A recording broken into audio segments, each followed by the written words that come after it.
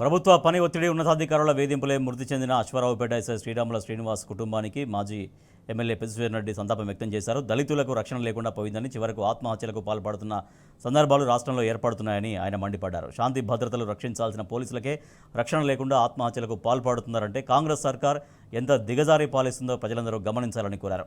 SI Srinivas కుటుంబానికి న్యాయం చేసి బాధ్యులపై చర్యలు తీసుకోకపోతే పెద్ద ఎత్తున ఉద్యమిస్తామని పెద్ది సుదర్శన్ రెడ్డి ప్రభుత్వాన్ని హెచ్చరించారు. వరంగల్ జిల్లా నర్సపేట నియోజకవర్గానికి చెందిన నార్కపేట గ్రామ వాస్తవ్యులు దళిత బిడ్డ శ్రీరాముల Srinivas senior sub inspector of police గారు వారు ఆత్మహత్య చేసుకోవడం, ఈరోజు మరణించడం అనేది చాలా బాధాకరం. వారు చాలా స్పష్టంగా వ్రాతపూర్వకంగా ఫిర్యాదు చేశారు. ఉన్నత స్థాయి పోలీస్ అధికారుల యొక్క వేధింపుల వల్ల, ప్రభుత్వ వేధింపుల వల్ల,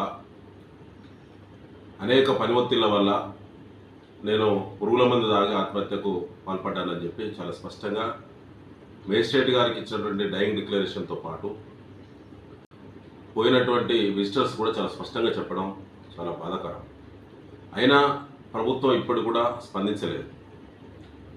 ఖమ్మం జిల్లా అశ్వారావుపేట ఎస్ఐగా విధులు నిర్వహిస్తున్నటువంటి శ్రీనివాస్ అక్కడ ఉన్నత స్థాయి అధికారుల యొక్క వేధింపులను, ఆ పై అధికారులు కూడా వ్రాతపూర్వకంగా ఫిర్యాదు చేసినా కూడా ఇతను దళితుడని చెప్పి, సబ్ ఇన్స్పెక్టరు చిన్న స్థాయి అధికారి అని చెప్పి పరిగణలో తీసుకోకుండా అతని మానసికంగా వేధింపులకు గురి చేసినటువంటి బాధ్యులపైన తక్షణమే చర్య తీసుకోవాలి.